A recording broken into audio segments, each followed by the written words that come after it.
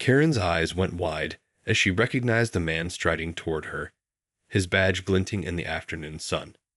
"You," she stammered, her voice cracking with a mixture of shock and panic. "I didn't realize that you were." Detective John Blake's expression remained impassive as he approached a flustered woman, his gaze calm and unwavering. "Ms. Johnson," he said, his tone level. "I'm afraid I need to ask you a few questions."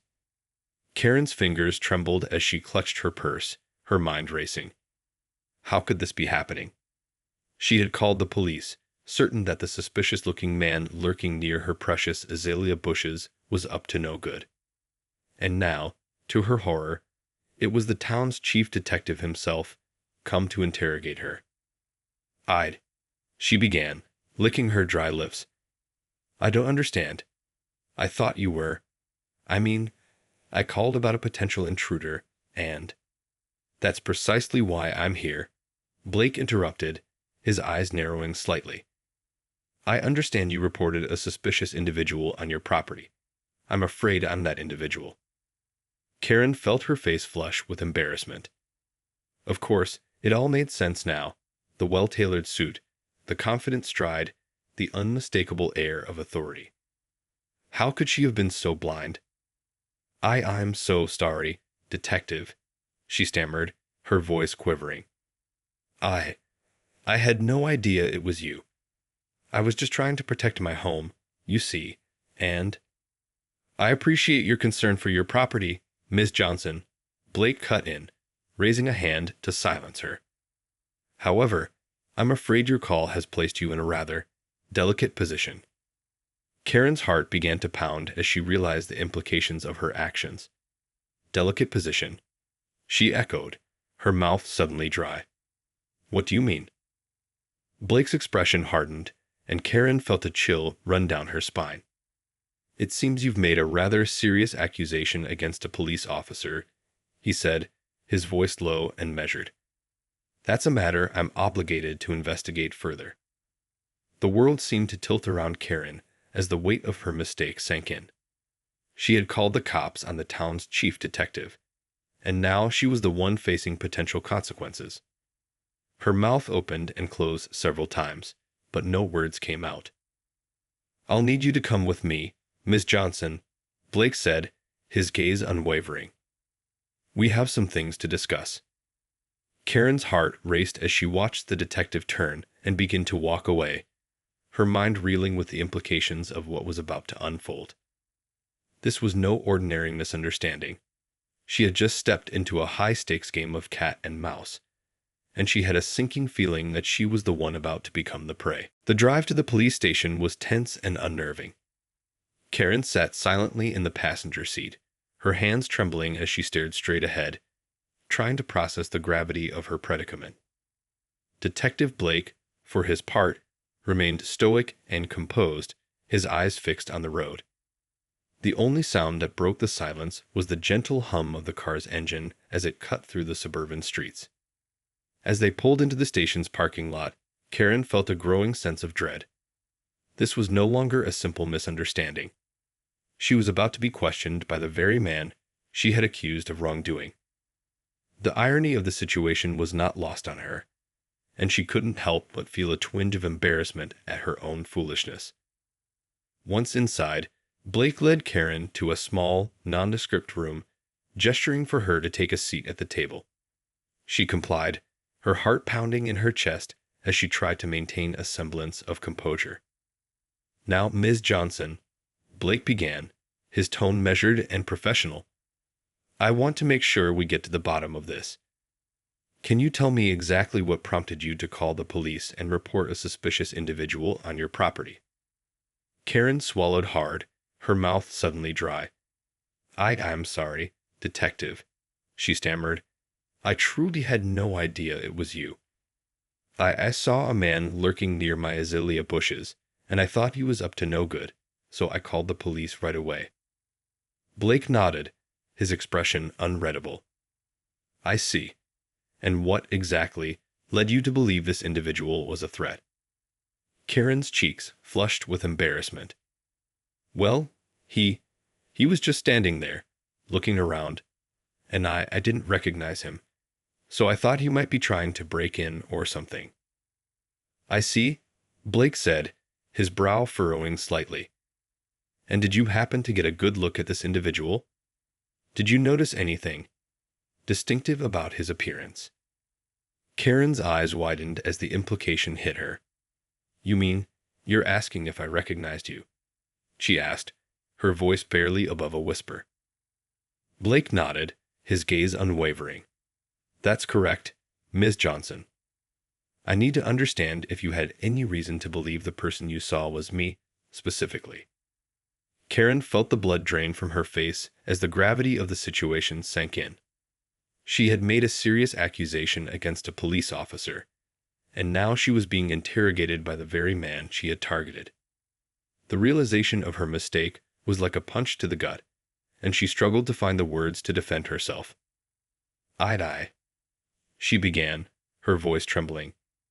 I didn't know it was you, detective. I swear, I had no idea." Blake's expression remained neutral, but Karen could sense the tension in the air. She knew she was treading on dangerous ground, and the weight of her actions was becoming increasingly clear. The silence in the interrogation room was palpable as Detective Blake studied Karen's flustered expression. Her panicked demeanor and stammering responses only reinforced his suspicion that she had, in fact, recognized him.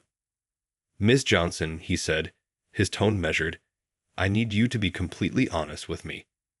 Did you, at any point, recognize the individual you reported as being myself?" Karen's fingers gripped the edge of the table, her knuckles turning white. She knew that lying would only make the situation worse, but the truth was a bitter pill to swallow. She began, her voice barely above a whisper. I think I might have suspected it was you, but I wasn't sure." Blake's eyes narrowed slightly, his gaze unwavering. "And yet, you still chose to call the police and make a formal accusation against me, the town's chief detective." Karen felt her face flush with shame. I'm so sorry, detective," she stammered. "I was just trying to protect my home, and I didn't know what else to do." "Protect your home from what, exactly?" Blake asked, his brow furrowing. "From the town's chief law enforcement officer." Karen's heart raced as she struggled to find the right words. I didn't mean to. I mean, I thought you were." "I don't know what I thought, honestly." She shook her head, her eyes pleading. "I'm so sorry, detective. I never meant for this to happen." Blake let out a heavy sigh, his expression softening slightly. "Ms. Johnson, I understand you were trying to look out for your property, but making a false accusation against a police officer is a very serious matter." Karen felt a lump form in her throat as the gravity of the situation sank in. I know, detective," she said, her voice trembling. "I know I've made a terrible mistake, and I don't know what to do." Blake leaned back in his chair, his brow furrowed in thought. "Well, Miss Johnson, I'm going to have to report this incident to my superiors. They'll need to decide how to proceed from here." Karen's heart sank, and she felt a wave of panic wash over her. "Proceed? What do you mean?" she asked, her voice tinged with fear. "What's going to happen to me?" Blake held up a hand, his expression solemn. "I can't say for certain at this point, but making false accusations against a police officer is a very serious offense. You could be facing criminal charges, or at the very least, some form of disciplinary action." Karen felt the blood drain from her face as the reality of her situation set in. She had thought she was protecting her home, but instead, she had put herself in the crosshairs of the very system she'd had tried to invoke. The irony was not lost on her, and she felt a sinking sense of dread as she realized the full extent of the consequences she might now be facing. The silence in the interrogation room was deafening as Karen grappled with the weight of Detective Blake's words. The thought of facing criminal charges or disciplinary action was a terrifying prospect, and she felt her heart racing with a mix of fear and disbelief. "Criminal charges?" she whispered, her voice trembling. But I didn't mean to do anything wrong. I was just trying to protect my home, I swear. Blake's expression remained stoic, but there was a subtle softening in his gaze. I understand that, Ms. Johnson, he said, his tone measured. But the fact remains that you made a serious accusation against a police officer, one that could have had significant consequences. Karen felt her stomach twist into knots. I don't know what to say, she stammered, her hands clutching the edge of the table. I never meant for this to happen. I saw someone near my azaleas, and I panicked. I didn't even realize it was you until you approached me. Blake nodded, his brow furrowing slightly. That may be the case, but the law doesn't make exceptions for good intentions. Your actions still have to be accounted for. Karen felt a growing sense of dread as the reality of her situation sank in. She had unwittingly found herself at the center of a high-stakes legal battle, and the outcome was far from certain. So what happens now? She asked, her voice barely above a whisper. What's going to happen to me? Blake let out a heavy sigh, his expression becoming more contemplative. That's not an easy question to answer, Ms. Johnson. It will ultimately be up to my superiors to decide how to proceed. Karen felt her heart sink. But surely there must be something we can do, she pleaded, her eyes wide with desperation. I mean, I didn't mean any harm. Isn't there some way we can? I don't know. Resolve this without any further consequences. Blake considered her words for a moment, his gaze unflinching. I'll be honest, Ms. Johnson, he said, his voice low and serious. The decision is not entirely in my hands. This is a serious matter, and it will have to be dealt with accordingly. Karen felt a lump form in her throat as the weight of his words sank in. She had made a grave mistake, one that could have far-reaching implications for her life and her future. The realization was both terrifying and humbling, and she knew that she had to find a way to make things right. Please, detective, she said, her voice trembling. Is there anything I can do? Anything at all to make this right? Blake's expression remained neutral, but there was a hint of sympathy in his gaze. I'll do what I can to advocate for a fair and reasonable outcome, Ms. Johnson, he said, his tone measured. But the decision ultimately rests with my superiors. All I can suggest is that you be completely honest and cooperative throughout the process. Karen nodded, her eyes brimming with tears. She knew that the road ahead would be a difficult one, but she was determined to do whatever it took to make amends and avoid the dire consequences that loomed on the horizon. As the gravity of the situation sank in, Karen felt a growing sense of panic and desperation. She had never imagined that her well-intentioned attempt to protect her home would spiral into such a high-stakes legal battle, with her very future hanging in the balance. Please, detective, she pleaded, her voice trembling, is there really nothing else I can do? I'm so sorry for this misunderstanding, and I swear I never meant any harm. Isn't there some way we can? I don't know. Resolve this quietly, without any further consequences. Blake's expression remained stoic, but there was a hint of empathy in his gaze. I understand your concern, Ms. Johnson, and I'll do what I can to advocate for a fair outcome. However, you have to understand the seriousness of your actions. Making a false accusation against a police officer is a very serious offense, and it's not something that can simply be swept under the rug. Karen felt her heart sink as the reality of the situation became increasingly clear. But I didn't mean to accuse you specifically, she argued, her voice tinged with desperation. I was just trying to protect my home, and I didn't realize it was you until you approached me. Blake nodded, his brow furrowing slightly. I appreciate that, Ms. Johnson, and I believe you when you say you didn't intend any harm. But the fact remains that you did make a formal accusation against a police officer, and that has consequences that I'm not entirely in control of. Karen felt a knot of anxiety form in the pit of her stomach. So what happens now? She asked, her voice barely above a whisper. What's going to happen to me? Blake let out a heavy sigh, his expression becoming more contemplative. That's not an easy question to answer, Ms. Johnson. As I said, the decision ultimately rests with my superiors. They'll need to review the details of the incident and determine the appropriate course of action. Karen felt a sense of dread wash over her. And what sort of course of action are we talking about here? She asked, her voice trembling slightly.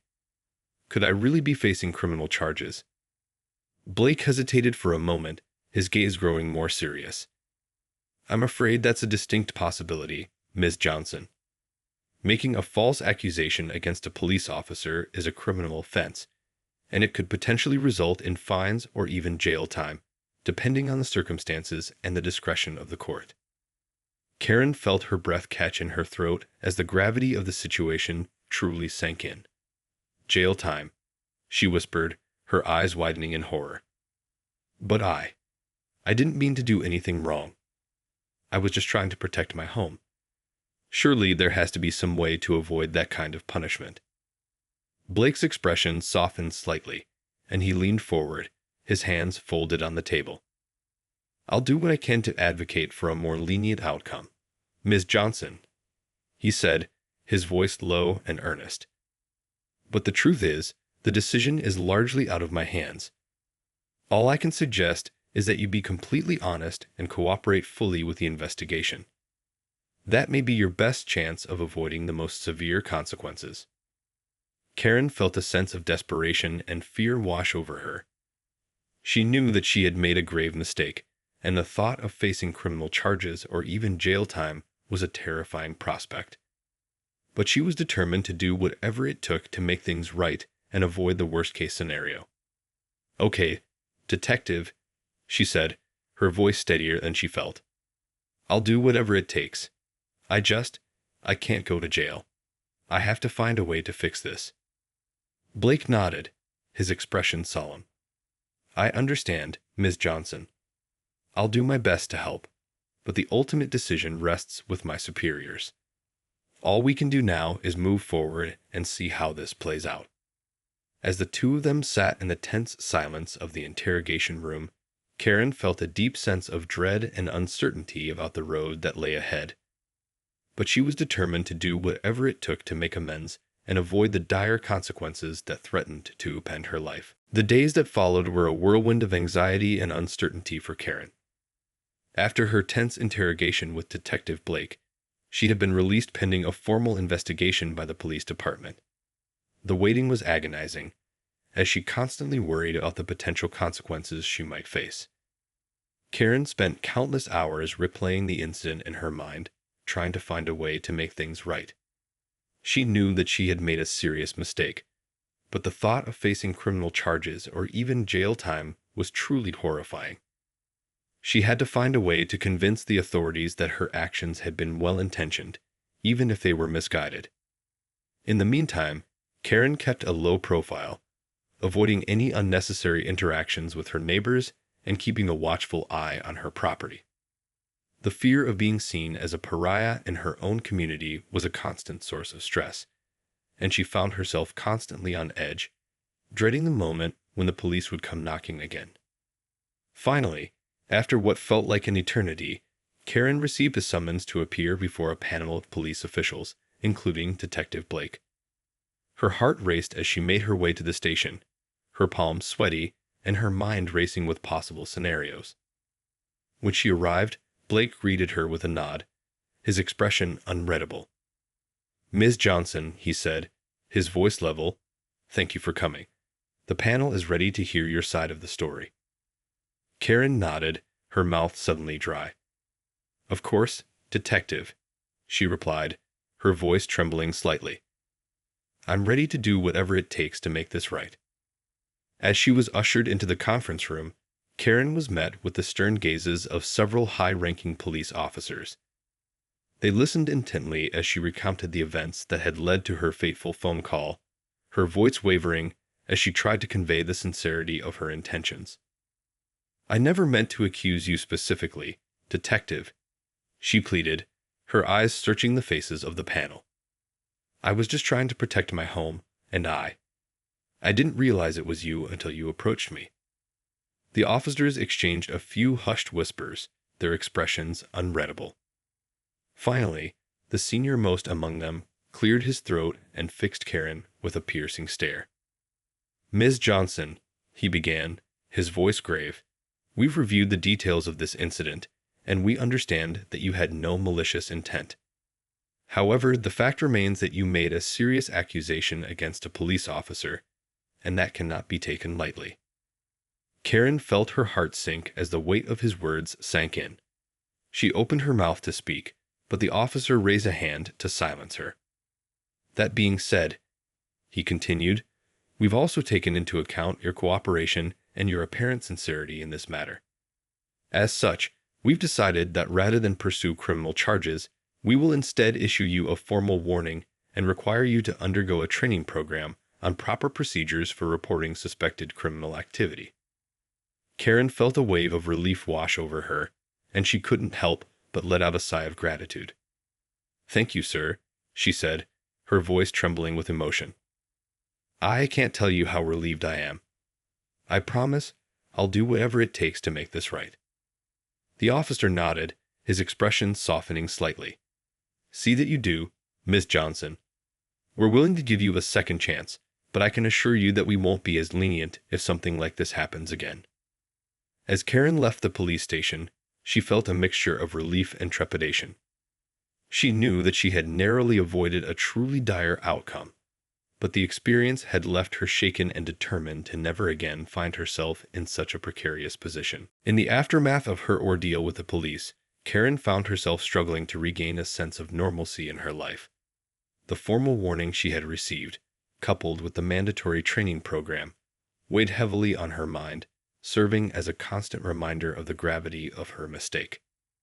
As she made her way through the training sessions, Karen found herself grappling with a range of emotions, from shame and embarrassment to a newfound respect for the complexities of law enforcement.